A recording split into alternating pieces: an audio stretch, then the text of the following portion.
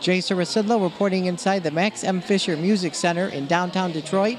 We're here for the announcement of the top 100 women in the automotive industry. It's an event hosted by Automotive News.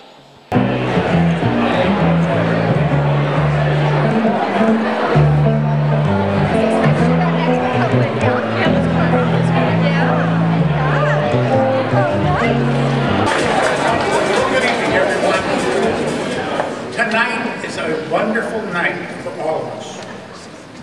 It was 10 years ago when we first announced our selection of the 100 leading women of the North American automotive industry. And I am delighted to see some of the same faces and names, new titles and responsibilities. And I'm equally delighted to see lots of new names and new faces. This is a very illustrious and powerful group, and they are part of an important industry, and I congratulate them all for their accomplishments. I also have to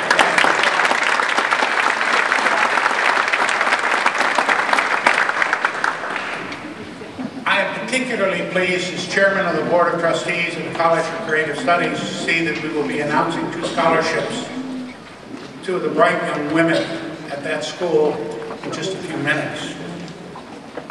So I thank that too. 10 years ago, it was a challenging and daunting task to be a part of this group. My mom, Crain, who was chairman of Crain Communications for almost 25 years after my dad died, understood the challenges and the rewards of being an accomplished female executive in a man's world. Well, today, the auto industry is less of a man's world, but the success of these executives is still very remarkable. They are all to be congratulated, and all of us at Automotive News take special pride in honoring them tonight. Tonight, we salute them one by one, and we applaud them for their accomplishments.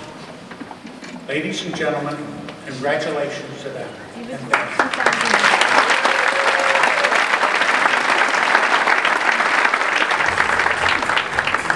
Good evening. What a great night in Detroit.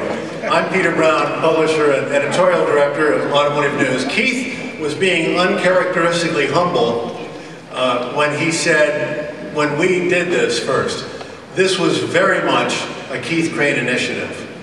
That he recognized a need for this, and he pushed to make this happen 10 years ago, and what a great success it has been. Before we get into the real part of the program, I do want to say I noticed something out in the cocktail party, which is a whole bunch of women who look very much like the honorees tonight, with maybe a few years in between them. So how many of you out there are mothers of honorees? Let's give them a big hand. Isn't that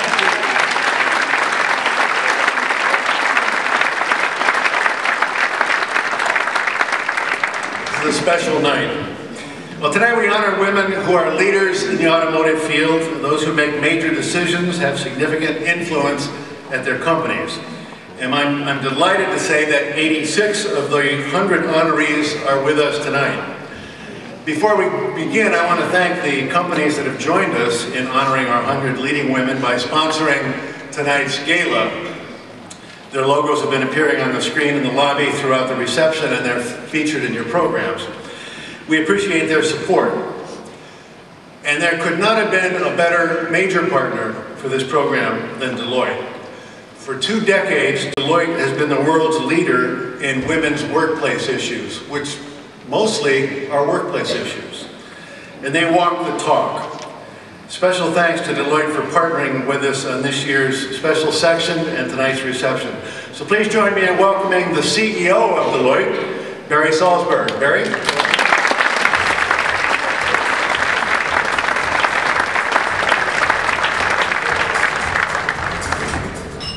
Good evening, everybody. Thank you, Peter, for that kind introduction. I am very glad to be here this evening to really honor 100 of the most remarkable women in the automotive industry. Thanks particularly to Keith Crain and Automotive News for recognizing the contributions that women make to all of the companies involved in keeping America and the world on the move. You know, it wasn't too long ago that the term women drivers was the punchline to a bad comedy routine. But today, companies in every industry are recognizing that women are indeed key drivers of success. Women now comprise more than half of today's workforce, and they are the majority of our future workforce, at least the majority of those receiving college degrees.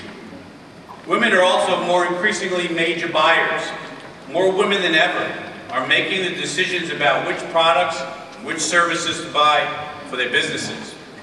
In fact, when Deloitte surveyed our leaders a while ago, more than 90% told us that they have pitched business to women clients.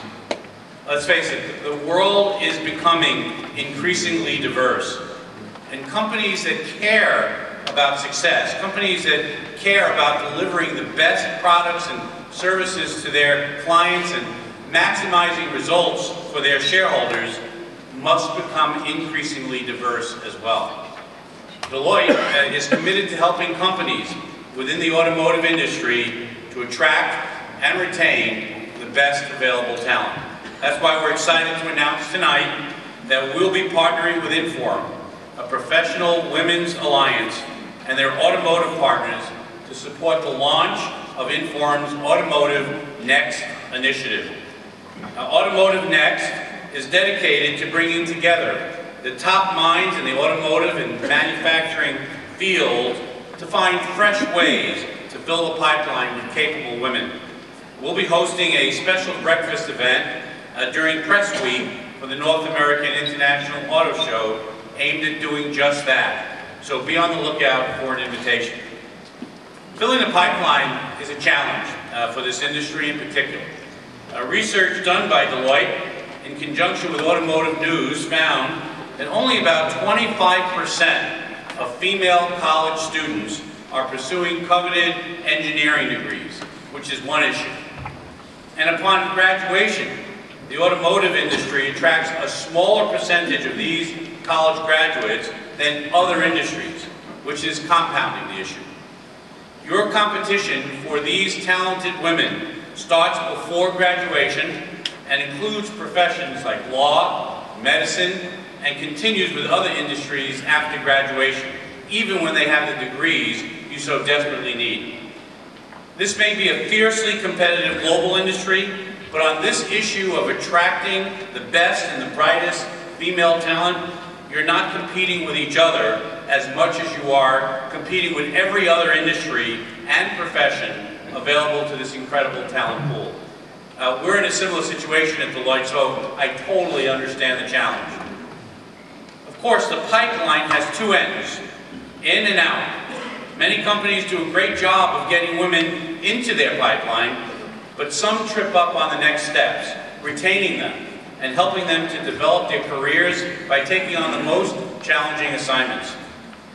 In a survey of this year's 100 leading women conducted by Deloitte in conjunction with Automotive News, we found that getting challenging career assignments is the most important attribute of having a satisfying job and key to driving retention.